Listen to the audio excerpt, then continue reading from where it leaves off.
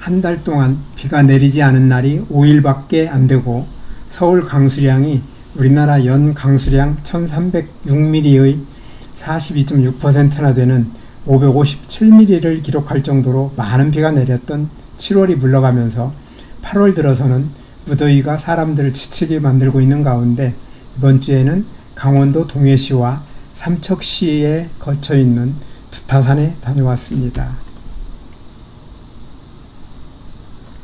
두타산은 오대산 남쪽 태백산맥에 위치하고 있으며 동쪽으로는 동해시와 삼척시 건너 바로 동해바다를 볼 수 있습니다.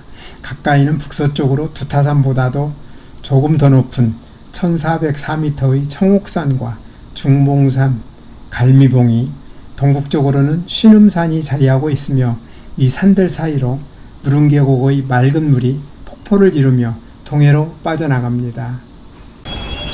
양재역에서 6시 50분에 출발한 안내산악회 버스는 휴가철을 맞아 동해안으로 가는 피서객들의 차량 행렬 때문에 예정 시간보다 15분 늦은 10시 55분에 대째 휴게소에 도착했습니다. 산행 준비를 마치고 두타산을 향해 올라가는데 다행히 기온이 비교적 높지 않아서 상쾌한 기분으로 편하게 올라갈 수 있었습니다. 이번 산행에는 매우 드물게 같은 버스를 타고 온 두 사람이 출발 지점부터 함께 동행하게 되었습니다. 두타산 정상으로 많이 올라가는 길은 대째 코스와 무릉계곡 코스가 있는데 두 코스의 거리는 얼추 비슷하지만 난이도는 크게 다릅니다. 두타산의 남쪽에서 올라가는 대째 코스는 해발 800m에서 시작하여 1353m까지 550m만 올라가면 돼서 경사가 비교적 완만한 반면 북쪽에서 올라가는 무릉계곡 코스는 해발 130m쯤에서 시작하여 1353m까지 급하게 올라가기 때문에 경사가 가파르고 매우 힘든데 우리 일행은 산악회 일정에 따라 올라가기 쉬운 대째 코스로 올라간 다음 경사가 가파른 무릉계곡 코스로 내려가게 되었습니다. 대째 휴게소는 해발 800m쯤 되는 곳으로 두타산 정상까지 6.1km를 걸어 해발 1353m의 정상까지 올라가게 되므로 높이로는 550m를 올라가는 셈인데 통골제까지 4km는 비교적 경사가 완만하지만 통골제를 지나면 정상까지 2.1km는 경사가 상당히 가팔라집니다. 산의 이름인 두타는 본래 불교 용어로 산스크리트어로 제거하다, 털어버리다는 뜻인 두따를 한자로 음차하여 마음의 번뇌를 털어버리고자 엄격하게 불도를 닦는 수행을 가리키는데 부처가 누워있는 형상으로 속세의 번뇌를 떨치고 수행을 한다는 뜻에서 이름이 유래했다고 알려져 있습니다. 두타산은 예로부터 삼척지방의 영적인 어머니산으로 숭상되었으며 동해안 지방에서 볼 때 서쪽 먼 곳에 우뚝 솟아있는 이 산은 정기를 발하여 주민들의 삶의 근원이 된다고 믿어졌다고 합니다. 통골제를 지나서는 오르막 경사가 훨씬 가팔라져서 시간은 더 걸리고 체력 소모는 많아졌습니다. 거기다가 어느 순간부터인가 안개가 많아지고 빗방울이 조금씩 떨어지더니 길을 걷는 데는 별 문제가 없었지만 안타깝게도 먼 곳 전망은 거의 볼 수 없게 되었습니다. 정상 가까이에 있는 두타샘에 들러 시원한 물을 마시고 우리 일행은 대째를 떠난 지 2시간 20분쯤 지난 오후 1시 25분 두타산 정상에 도착했습니다. 두타산 정상에서는 안개 때문에 멋진 전망은 전혀 볼 수가 없어서 떨어지는 빗방울에 땀을 식히고 준비해온 점심을 나누어 먹으며 잠시 휴식을 취했습니다. 이곳에서는 길이 둘로 나누어지는데 서북쪽으로는 능선을 따라 두타산과 함께 거의 쌍봉을 이루는 청옥산으로 이어지고 동북쪽으로는 무릉계곡으로 내려가는 매우 가파른 내리막길이 우리를 기다리고 있었습니다. 해발 130m쯤 되는 무릉계곡에서 출발하여 해발 1353m까지 올라가는 무릉계곡 코스는 경사가 워낙 가파르기 때문에 올라가기 힘든 코스로 악명이 높습니다.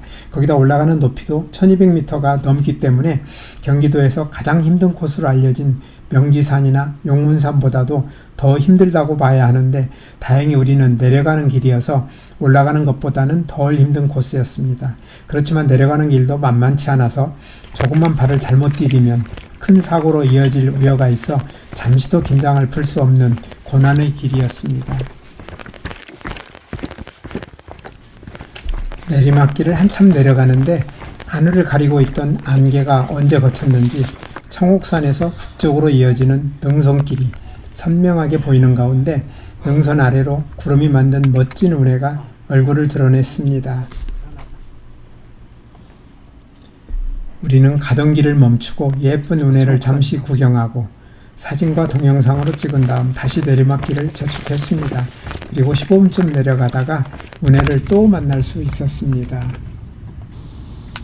우리 일행은 세 사람 모두 두타산이 초행길이었기 때문에 무릉계곡 코스를 내려가는 동안 우리가 알고 있던 정보와 지도를 통해 우리가 맞게 내려가고 있는지 수시로 확인을 해야 했습니다. 발걸음에 집중하며 가파른 내리막길을 열심히 걸어가던 우리 눈에 대궐터 삼거리를 알려주는 표지판이 나타났습니다. 두타산 정상을 떠난 지 1시간 조금 더 지난 시점이었고 운해를 만났을 때 사진과 동영상을 찍은 것 말고는 별로 쉬지도 않고 열심히 내려온 것 같은데 겨우 내리막길 1.7km를 걸었다니 조금 놀라웠습니다. 그런데 대궐터 삼거리 표지판에는 무릉계곡 관리사무소와 두타산성으로 가는 길만을 알려주고 있었고 나머지 한 길에 대해서는 아무런 안내도 없었고 길도 보이지 않았습니다. 그러다가 주변을 둘러보니 삼거리 표지판 오른쪽으로 배틀봉과 배틀바위가 1.75km라는 글씨가 적힌 돌이 보였습니다. 우리는 배틀바위로 가야 했기 때문에 돌에 표시된 안내에 따라 돌 위로 이어진 길을 따라 가기로 마음을 정했습니다. 두타산은 산세가 웅장하고 계곡이 깊으며 산림이 우거져 곳곳에 사찰과 유적지, 명승지가 산재하고 있습니다.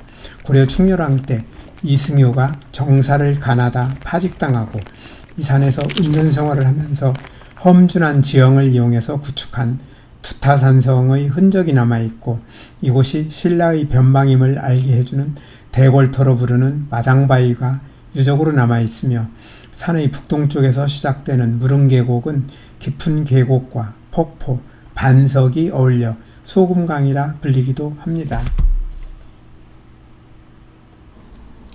배틀바위를 향해 열심히 내려가던 우리는 두타산을 떠난 지 2시간 조금 더 지나 미륵바위에 도착했습니다. 미륵봉 능선에 위치한 미륵불은 보는 각도에 따라 미륵불과 선비, 부엉이의 모습을 닮았다고 하는데 주변이 워낙 험해서 저는 잘 보이는 곳에서 사진 한 장만 찍고 300m 남은 배틀바위 전망대를 향해 걸음을 재촉했습니다. 그리고 10분 뒤 험한 내리막길을 조심해서 내려간 우리에게는 놀라운 경치가 우리를 기다리고 있었습니다. 사진으로는 여러 번 봤지만 눈으로 직접 보니 뾰족뾰족한 바위들의 아름다운 모습이 감동으로 다가왔습니다. 바위들이 이렇게 예쁠 수가 있어서 사람들이 힘든 길을 찾아오는구나 하는 생각이 들었습니다.